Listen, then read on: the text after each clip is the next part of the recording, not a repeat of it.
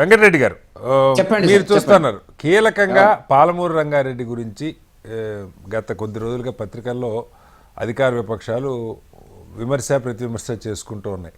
ఒకవైపు పాలమూరు అధ్యయన వేదిక వాళ్ళేమో ఇద్దరు మాకు అన్యాయం చేస్తున్నారు, జోరాలది కొంచెం సెకండ్ ఫేజ్లో అన్నా పెట్టండి, ముందు ఫస్ట్ ఫేజ్లో ఈ డిస్ట్రిబ్యూటర్లకు ఇచ్చే డబ్బులు ఇవ్వండి, లేదంటే కొంత కంప్లీట్ చేసే మార్గం చూడండి, ఇద్దరు అదే రకంగా మాకు అన్యాయం చేస్తున్నారని వాళ్ళు విమర్శిస్తూ ఉన్నారు.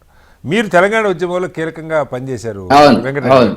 ఏంటంటే ఇక్కడ లోతైన చర్చ జరగాల్సిన దగ్గర అటు కేసీఆర్ గారేమో మర్యాద ఇచ్చినా రాట్లా, మర్యాద ఇవ్వకపోయినా సభకు రాట్లా, ముందు నుంచే రాట్లా అని, ఇవాళ ఏదో కొత్తగా తిట్టారని కూడా కాదు. ఈయనేమో వీళ్ళు వస్తే లిల్లీ పుట్లు వీళ్ళతో మాట్లాడేది అన్నట్టుగా ముఖ్యమంత్రి గారు మాట్లాడుతున్నారు. ఆ సభాపతి ఏమో కాస్త కనీసం వచ్చిన వాళ్ళతో మాట్లాడించే పద్ధతిలో కూడా లేకుండా ముందే ఆయన అవకాశం ఇవ్వనంటంతో వీళ్ళు దాన్ని అవకాశంగా దొరికింది మొత్తానికి బాయ్కాట్ చేశారు. ఏంటి ఎవరికి నష్టం దీనివల్ల? ఇప్పుడు కటారి గారు, మీరు నా మీద ఉంచినటువంటి నమ్మకం ఏదైతుందో, నేను ఒక రాజకీయ పార్టీ ప్రతినిధిగా కాకుండా ఒక తెలంగాణ ఉద్యమంలో ఉండి తెలంగాణ పౌరుడిగా తెలంగాణకు జరిగినటువంటి అన్యాయాల గురించే నేను ప్రస్తావిస్తాను. ఒక్క మాట కూడా నేను రాజకీయాలు మాట్లాడను, ఎందుకంటే ఇది ఒక జటిలమైనటువంటి సమస్య వల్ల నీటికి సంబంధించినటువంటిది. మీకు తెలుసు, సరే, అనేక ఉద్యమాలు జరిగినాయి. తెలంగాణ అమరుల పునాదుల మీద తెలంగాణ నీళ్లు నిధులు అవన్నీ చెప్పిన తర్వాత తెలంగాణ వచ్చిన మాట వాస్తవం. తెలంగాణ ఉద్యమం చేసింది కేసీఆర్ గారు, జేఏసీ, కోదండరామ్ గారు, ఉద్యోగస్తులు, సామాజిక వర్గాలు, కాంగ్రెస్ సబ్బండ వర్గాలు, భారతీయ జనతా పార్టీ దానికి మద్దతు ఇచ్చినటువంటి సందర్భం. అందరి పాత్ర ఉందండి తెలంగాణ ఉద్యమంలో, అందరి పాత్ర ఉంది. చనిపోయిన అమరులది గొప్ప పాత్ర. సరే, అధికారం వచ్చింది, ప్రజలు కేసీఆర్ గారికి అధికారం ఇచ్చినారు, 2 టర్ములు అధికారం ఇచ్చినారు, మంచి చేయమని ఇచ్చినటువంటి పరిస్థితి ఇట్లేం లేదు. అక్కడి నుంచి స్టార్ట్ అయింది ఇష్యూ.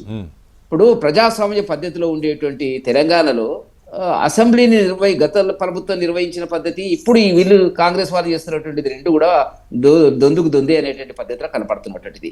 మీకు జ్ఞాపకం ఉందో లేదో, సీనియర్ జర్నలిస్ట్ గా మీరు అబ్జర్వ్ చేస్తుంటారు, గత ప్రభుత్వం కూడా ఏదైనా ఒక ప్రతిపక్ష నాయకుడు మాట్లాడేటప్పుడు మాటికి మంత్రులు జోక్యం చేసుకుని మాట్లాడకుండా చేసినటువంటి సందర్భాన్ని మనం చూసినాము. సభను వాయిదాలు వేసిన సందర్భం చూసినాము. అవన్నీ మనం చరిత్రలో వీళ్ళు ఇప్పుడు చేసింది వాళ్ళు అప్పుడు ఏలేదనేటువంటిది కాదు. నేనేమనుకున్నా అంటే, ప్రజాస్వామ్యం నిజానికి కూడా నేను ఇవాళ అంటున్నాను, తెలంగాణ అన్ని పార్టీల యొక్క సమన్వయంతో ఆ మద్దతుతో ఏర్పడ్డది కాబట్టి అన్ని పార్టీల కొంతకాలం అన్న అన్ని పార్టీలతో కూడుకున్న ఒక ప్రజాప్రభుత్వం ఏర్పడుతుంది అనుకున్నాండి. నేను అట్లా ఆశించిన, అది చట్టబద్ధంగా అవుతుందో కాదో నాకు తెలియదు. అట్లీస్ట్ ఫస్ట్ ఇయర్ కన్నా, ఒక సంవత్సరానికన్నా అటు కాంగ్రెస్, అటు టిఆర్ఎస్, బీజేపీ, కమ్యూనిస్టులు ఉన్నట్టయితే ఉంటే బాగుండని కోరుకున్నానండి. అటువంటి గొప్ప ఉద్యమం మీకు తెలుసు, అది గొప్ప ఉద్యమం, అది మామూలు ఉద్యమం కాదు. మన బండారు దత్తాత్రేయ గారు, మరి ఎక్స్ట్రీమిస్ట్ భాగజాలం ఉన్నటువంటి కవులంతా కలిసి, గోరెడ్డి వెంకన్న కలిసి పనిచేశారు, ఒక వేదిక ఒక పక్క కూర్చున్నారండి. నిప్పు ఉప్పు పడనేటువంటి పరిస్థితులు నేను ఆ చరిత్ర కోను.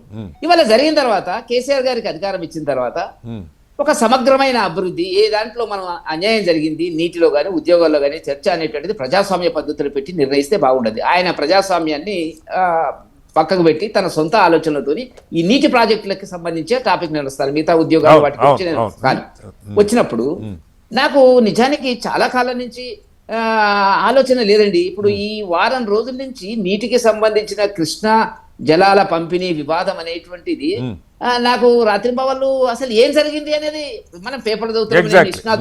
నేను నిష్ణాతుని కాదు, సాంకేతిక పరంగా నేనేమి ఇంజనీరింగ్ నాలెడ్జ్ నాకు ఏం లేదు, కొన్ని ఆలోచనలు ఉన్నాయి. ఒక 2 రిపోర్ట్లు నేను చూసిన తర్వాత, ఒకటి మా పార్టీకి సంబంధించినటువంటి వెదిరే శ్రీరామ గారు మా పార్టీలో మాకు ఒక పవర్ పాయింట్ ప్రెజెంటేషన్ ఇచ్చినాడు. మొన్న మా రామచంద్రరావు గారి అధ్యక్షత కూడా మా యొక్క శాసనసభ్యులకు, శాసనమండలి సభ్యులకు కూడా ఏం మాట్లాడాలో మేము బ్రీఫ్ చేయడం జరిగినట్టు. దాంట్లో ఆయన, ఇప్పుడు మీకు తెలుసు, ఆయన జలశక్తిలో సలహాదారుడు ఉన్నాడు, రాజస్థాన్ లో సలహాదారుడు, ఇప్పుడు మహారాష్ట్రలో సలహాదారుడు ఉన్నాడు. ఆయన వ్యక్తిగతంగా ఏమి విమర్శించకుండా చాలా విషయాలు ఎకడమిక్ గా మీరు మాట్లాడినట్టు కటారి శ్రీనివాసరావు గారు ఎట్లా మాట్లాడతారో అట్లా మాట్లాడింది. నాకు చాలా సంతోషం అనిపించింది.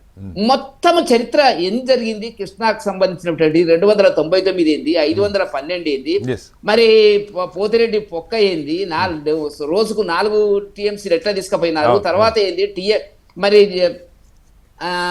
మంత్రి షెకావత్ గారు పెట్టినటువంటి మీటింగ్ ఎవరు పోలేదు, కేసీఆర్ గారు ఎందుకు పోలేదు, ఎందుకు తప్పించుకున్నాడు, మరి అక్కడ జగన్ గారు చేసింది ఏంది, ఆ ప్రాంతాన్ని రకరకాల అభిప్రాయాల గురించి అనేటువంటిది వచ్చినప్పుడు నాకు బాధ అనిపించింది ఏంటంటే ఎందుకు ఇట్లా కేసీఆర్ గారు చేసినారు. ఇప్పుడు అపెక్స్ కమిటీ మీటింగ్ కు షెకావత్ గారు పిలిచినారు, ఇద్దరు ముఖ్యమంత్రులు వెళ్తారు, మీకు తెలుసు. మరి ఆ మీటింగ్ కు ఒక లెటర్ వచ్చింది, ఆయన చెప్తున్నాడు లెటర్ తో సహా ఆయన తీసుకొచ్చినాడు మా ఆఫీస్ కి. ఏం లెటర్ రాసింది ఏంటంటే, చీఫ్ సెక్రటరీ రాసింది ఏంటంటే, ముఖ్యమంత్రి గారు చాలా బిజీ ఉన్నారు, ముఖ్యమంత్రి గారు చాలా బిజీ ఉన్నారు కాబట్టి రాలేకపోతున్నాం, ఇదా అనేది జరిగిన మీటింగ్. 299 తాత్కాలికం 2015లో ఒప్పందం చేసి దాన్ని 2020 వరకు ఎందుకు లాగినారు. పాలమూరు రంగారెడ్డి అనేటువంటి దానికి మీరు 2015లో జీవో ఇచ్చి 2022 వరకు ఎందుకు లాగినారు. అంటే ఇవన్నీ చాలా గందరగోళం. నాకైతే అసలు మైండ్ సెట్ నాకు అప్సెట్ అయింది. ఇప్పుడు రేవంత్ రెడ్డి గారు నిన్న మాట్లాడిన తర్వాత కొత్త విషయాలు. నేను ఒక మాట, నేను నిష్ణాతుని గాను, రేవంత్ రెడ్డి గారు ఒక ముఖ్యమంత్రి మాట్లాడిండు, నేను ఆయన సమర్థించడం లేదు. ఏం మాట్లాడాడు, అసలు తీసుకున్న పాయింట్ ఎక్కడి నుంచి తీసుకోవాలో తెలంగాణకు పాలమూరు రంగారెడ్డికి అనేటువంటిది ఆయన చెప్పింది ఏంది, జూరాలని సరిపోయేది, అందులో మనకి మొట్టమొదటి నీళ్లు మనకు అక్కడ వస్తాయి, మనం ఇష్టమైనటువంటి దొంగతనమా మంచితనమా మనం వాడుకోవచ్చు. మీరు వివాదాస్పదమైనటువంటి శ్రీశైలం తీసుకుపోయినారు అంటే ఒక ఆరోపణ. బీఆర్ఎస్ నాయకులేమో జూరాలదే వివాదాస్పదం, అక్కడ వన్యప్రాణి ఇది ఉన్నది వాళ్ళు అంటున్నారు. నేను అన్నది 10 సంవత్సరాలు పాలించిన ప్రభుత్వం ఒకటి చెప్తుంది, ప్రస్తుతం పాలించిన నేను ఇప్పుడు కటారి గారు వెంకటరెడ్డి మాట్లాడింది కదా, సరిగ్గా నాలెడ్జ్ లేకపోవచ్చు, చాలా భయంకరమైన సత్యాలు దీంట్లో బయటకు వస్తున్నటువంటి సందర్భం. కాబట్టి ఏ దానికోసం కేసీఆర్ గారు ఇట్లా చేసినారు అనేటువంటి దాని మీద ఇప్పుడు ఒకటి మీరు అన్నట్టు అసెంబ్లీలో చర్చ చిన్న విషయాలండి, ఈ మాత్రం వాకౌట్లు ఎప్పుడు ఉంటాయి ప్రజాస్వామ్యంలో అసెంబ్లీలో. కానీ ఇవాళ వాళ్ళు పారిపోతున్నారు చర్చ కంటే. నాకున్నటువంటి ఒక వ్యక్తిగా, నేను బీజేపీ నాయకుడిగా కాదు, ఒక మేధావిగా, ఒక పౌరునిగా, ఉద్యమకారుడిగా నాకున్న అనుమానం ఏంటంటే ఇవాళ వీళ్ళు తప్పులు చేసినారు, తప్పులు చేసినారు కాబట్టి తప్పించుకొని పోతున్నారు, చర్చకు పెట్టాలి కదా. ఇప్పుడు వెదిరే శ్రీరామ్ గారు, రేవంత్ రెడ్డి గారు మాట్లాడినటువంటి అంశాలకు 1 by 1 బీఆర్ఎస్ పార్టీ సమాధానం ఇస్తే సరిపోతుందండి. అవి ఇవ్వకుండా తప్పించుకొని పోయే పరిస్థితి కాబట్టి ఇది దారుణమైన అంశం. ఇప్పుడు రేవంత్ రెడ్డి గారు ఏమంటున్నారు, మనకు అన్యాయం జరిగింది, ఇప్పుడు ఆయన తప్పించుకునే ప్రయత్నం చేస్తాడు. ఇక ఏమంటే అయిపోయింది, 100 ఏళ్ళకి మోసం చేసిండ్రు, 100 ఏళ్ళ వరకు రికవర్ కాదు. అది కాదు, చర్చ జరగాల, 2 రాష్ట్రాలకు న్యాయం జరగాల, 2 రాష్ట్రాలకు పద్ధతిలో పంపిణీ జరగాల. అది కేంద్ర ప్రభుత్వం వల్ల సంతోషం, అది కూడా మీ చేతిలోనే ఉంది. ఇప్పుడు బ్రిజేష్ కుమార్ ట్రిబ్యునల్ 20 ఏళ్ళు అయింది, ఇప్పటికి తేల్చలేదు. కేసీఆర్ గారు అదే చెప్తున్నారు, అది తేలేదాకా మనకి ఇబ్బంది ఎందుకు, ప్రతిసారి పంచాయతీ ప్రతిరోజు పరిగెడపెట్టి కానీ సంతకం పెట్టారు ఆయన చెప్తున్నారు. మీరు 299 టీఎంసీలు దాంట్లో మీకు ప్రొవిజన్ లేదు. దేనికి ప్రొవిజన్ లేదు? రంగారెడ్డి పాలమూరుకు ప్రొవిజనే లేదు, లేక దానికి కాలం ఆపినాడు ఆయన. ఇప్పుడు ఆయన ఇంట్రెస్ట్ ఏంది, పైగా ఏంది, బేసిసాలు లేవు, బేసిన్లు లేవు, ఆ రథాల ఇవన్నీ మాట్లాడాను చర్చపోను. కాబట్టి ఇవన్నీ నాలాంటి వాడికి వస్తున్న అనుమానాలు ఏంటంటే, ఓహో దీని వెనకాల పెద్ద కుట్ర ఉంది, రాజకీయ ప్రయోజనాలు ఉన్నాయి, జాతీయ రాజకీయ ప్రయోజనాల లోపల కేసీఆర్ గారు ముందుకు రావాలా, జగన్ సహాయం కావాలా, ఆర్థిక ప్రయోజనాలు ఉన్నాయి అనేటువంటి చాలా స్పష్టంగా కనపడుతున్నటువంటి